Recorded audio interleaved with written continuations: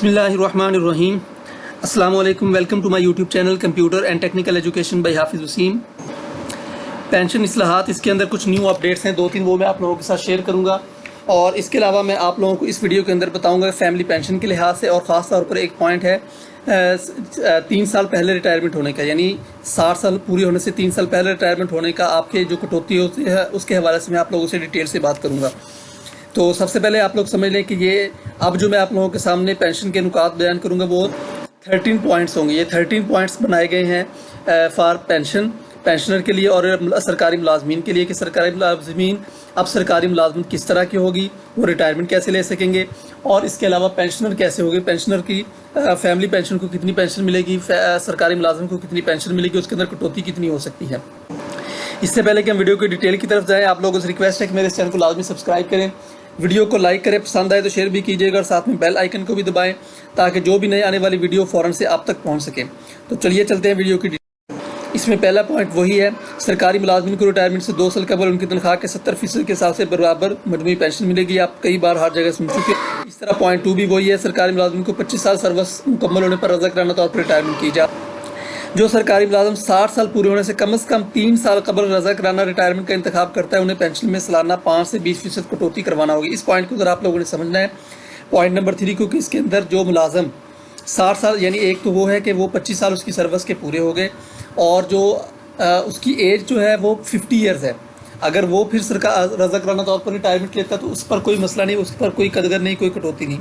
लेकिन अगर एक बंदा सरकारी मुलाजम 57 ईयर्स कम से कम, यानी अगर उसकी एज 57 ईयर हो जाती है, सरकारी मुलाजमत चाहे उसकी 20 साल हुई, चाहे उसकी 38 ईयर, चाहे उसने जो सरकारी मुलाजमत अपनी 30 साल मुकम्मल कर ली है, चाहे उसके 21 साल हुए सरकारी मुलाजमत को, लेकिन अगर वो रिटायरमेंट लेता है at the age of 57 years, फिर उसकी ये कटौती होगी 5 से 20%। अगर वो उसकी 57 है तो बेहतर है कि वो 60 साल अपने 60 ईयर्स पूरे करे और उसकी कटौती से बचे।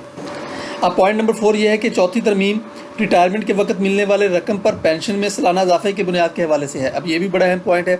इसके अंदर भी मैंने पहली वीडियो के अंदर भी आप लोगों को बताया था कि आपका नोट कर लिया जाएगा जो आपकी पेंशन होगी। अगर आपकी फ़र्ज़ के 10,000 आपकी पेंशन है तो वो आपकी नोट कर ली गई है।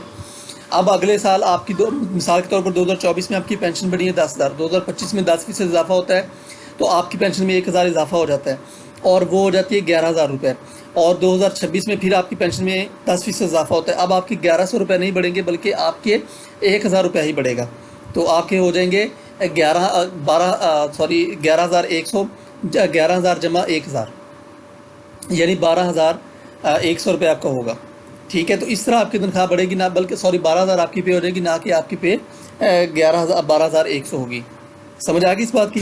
तो इसके अलावा जो 5वां पॉइंट भी तकरीबन सेम है, पेंशन में सालाना इजाफे को अलग रकम के तौर पर रखा जाएगा। जो भी आपका इजाफा होता जाएगा उसको अलग रखा जाएगा, पेंशन में उसको शामिल नहीं किया जाएगा। आपकी पेंशन हो जाती है 12,000, बुनियादी पेंशन थी आपकी 10,000, आपकी पेंशन 15,000 है, तो जो 5,000 है वो उसको अलग ही रखा जाना है। तो आपकी जो बुनियादी पेंशन है उसको इन्होंने 10,000 ही। पॉइंट नंबर 6 के अंदर तनख्वाह और पेंशन कमीशन हर 3 साल के बाद आपकी बुनियादी पेंशन का जायज़ा लेगा कि आपकी जो 10,000 पेंशन है तो वो आपकी कायम है कि नहीं है, उससे ज़्यादा इजाफा तो नहीं हो रहा है, उससे कम इजाफा तो नहीं हो रहा है। इसके बाद पॉइंट नंबर 7, हादसाती तौर पर अगर कोई बंदा रिटायर हो जाता है तो वो 60 साल की उम्र तक पेंशन लेगा। हादसाती तौर पर रिटायर होने वाले को 60 साल की उम्र तक पेंशन मिलेगी। ये बात अपनी ज़हन में रखनी है। इस पॉइंट नंबर 7 के अंदर हादसाती तौर पर रिटायर होने वाले को 60 साल की उम्र तक पेंशन। इसके अलावा पेंशनर की फैमिली को 10 साल तक पेंशन लेने की इजाज़त होगी। पेंशनर की अगर पेंशनर फौत हो जाता है तो उसकी जो पीछे फैमिली होगी यानी उसकी बेवा को 10 साल तक पेंशन लेने की इजाज़त होगी। इससे ज़्यादा की अब ख़त्म कर दी गई है, जैसे कि पहले फॉर द लाइफ होता था बेवा के लिए। पॉइंट नंबर 9 के अंदर सरकारी मुलाजम की वफ़ात की सूरत में अब यह आ गया, सरकारी मुलाजम की वफ़ात की सूरत में उसकी फैमिली को 25 साल तक पेंशन मिलेगी। जो पिछला पॉइंट था उसके अंदर था कि अगर पेंशनर फौत हो जाता है, और अब अगर सरकारी मुलाजम दौरान सर्विस उसकी डेथ हो जाती है तो उसकी फैमिली को 25 साल तक पेंशन दी जाएगी, यानी फैमिली पेंशन 25 ईयर्स तक। इसके बाद अगर पेंशनर की फैमिली में जहनी या जिस्मानी तौर पर कोई मजदूर बच्चे हैं तो उनको पूरी ज़िंदगी पेंशन दी जाएगी। सिर्फ एक ही ऐसा ऑप्शन है जिसके अंदर पूरी ज़िंदगी। अगर कोई सरकारी मुलाजम रिटायरमेंट के बाद कोई और सरकारी मुलाजमत इख्तियार करता है तो तनख्वाह या पेंशन में से कोई एक लेगा, या तो वो तनख्वाह लेगा या फिर पेंशन लेगा। इसके अलावा अगर कोई सरकारी मुलाजम रिटायरमेंट के बाद कोई और सरकारी मुलाजमत इख्तियार करता है तो दोनों महकमों में से किसी एक से ही पेंशन लेगा। दोनों से पेंशन भी नहीं लेगा। पिछला था कि वो तनख्वाह या पेंशन में से लेगा, अगर दोनों से रिटायर हो जाता है तो दोनों में से किसी एक। अब लास्ट और आखिरी पॉइंट ये है कि अगर मियाँ बीवी दोनों के दोनों मुलाजम है, रिटायर हो जाते हैं, तो दोनों को ही पेंशन दी जाएगी। दो ये ऐसा नहीं होगा कि मियाँ को पेंशन मिलेगी या बीवी को, दोनों को ही पेंशन दी जाएगी।